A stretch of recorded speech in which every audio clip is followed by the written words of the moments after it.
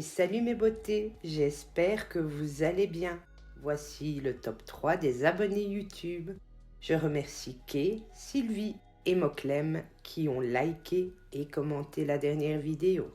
Si vous voulez vous aussi figurer dans le top 3, c'est facile.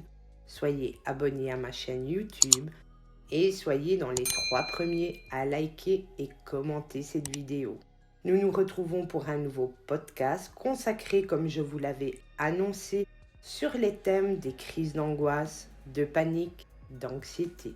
Je vous en ai parlé et confié une anecdote personnelle sur ce sujet dans mon podcast précédent. Pour celles et ceux qui ne l'auraient pas écouté, je vous place le podcast ici en haut à droite et ci-dessous en barre d'infos. Je compte également sur vous pour vous abonner, liker et commenter pour que l'algorithme mette en avant cette vidéo et que nous puissions nous entraider au plus grand nombre. Et que cesse le sentiment de solitude face à ces différents thèmes. Pour gérer, il faut comprendre.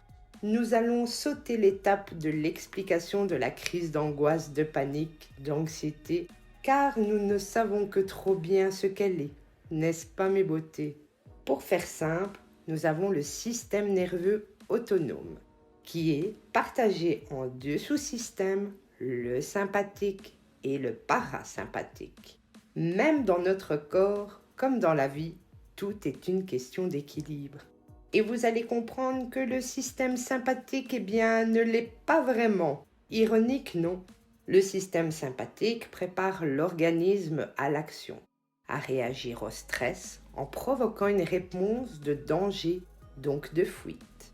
Gardez à l'esprit que je préfère les nommer ressentis agréables et désagréables plutôt que positifs ou négatifs, car nos émotions, quelles qu'elles soient, si elles existent, elles ont leur importance. Par exemple, si nous n'avions pas de notion de peur, nous nous mettrions en danger en permanence. Donc la peur est bien utile quand elle n'est pas extrême et omniprésente, je le précise. Le fait de fuir face à un grand danger était bien nécessaire autrefois. Et comme nos chères cellules ont une mémoire, cela est encodé en chacun de nous, mais à des degrés différents. Notre chef de la terreur, qui est donc le système sympathique, a évidemment son bras droit, le neurotransmetteur, la noradrénaline, et son bras gauche, le neurotransmetteur, l'adrénaline. Oui, mes beautés, il aime être bien entouré. La neurodrénaline, qui a pour effet d'augmenter le rythme cardiaque, la tension artérielle, l'accélération de la respiration, etc. L'adrénaline, elle a pour effet, la même chose, mes beautés. Double dose pour nous. Notre chef de la terreur va au bout des choses. Il aime le travail bien fait. Ensuite arrive la vraie star, le système parasympathique. Lui est le vrai sympathique de l'histoire. Et la bonne nouvelle est qu'il peut être activé quand nous le souhaitons, avec un peu d'exercice bien précis, qui sera notre thème de ce podcast, la cohérence cardiaque. Le système parasympathique, quant à lui, correspond à une réponse de relaxation.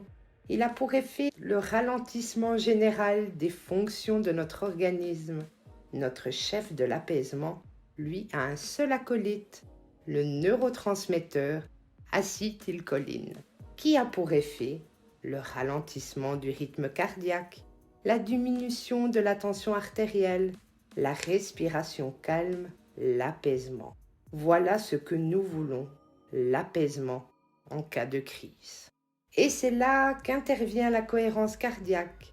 Certains et certaines d'entre vous la connaissent déjà et d'autres pas. Mais comme je vous l'ai dit, pour gérer, il faut comprendre. Je sais que le côté technique ou apprentissage peut vous sembler barbant, mais je vous assure qu'ils font partie de l'évolution et de la réussite de votre gestion. Alors je vous prie, mes beautés, de ne pas abandonner. L'apprentissage est bien moins contraignant que tous ces ressentis désagréables en cas de crise. Qu'est-ce que la cohérence cardiaque ? La cohérence cardiaque est une pratique personnelle de la gestion du stress et des émotions qui entraîne de nombreux bienfaits sur la santé physique, mentale et émotionnelle. La cohérence cardiaque permet d'apprendre à contrôler sa respiration afin de réguler son stress et son anxiété.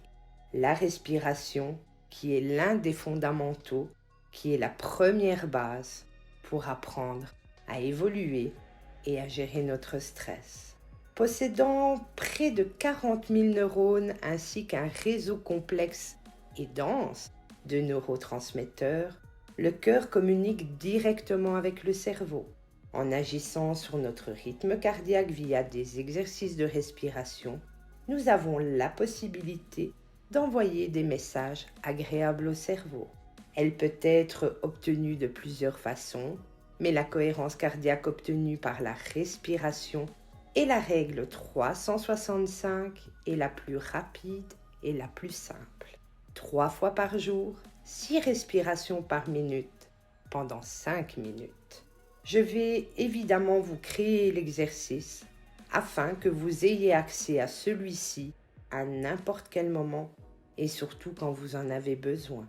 Et j'aimerais également créer un groupe WhatsApp ou Facebook pour que vous puissiez avoir accès, être entouré et ne plus être seul dans cette situation lorsqu'une crise survient. Quel bienfait peut-on attendre de cette pratique? Pratiquer la cohérence cardiaque présente de nombreux bénéfices à court terme comme à long terme. Immédiatement, il y aura la diminution du rythme cardiaque et l'apaisement.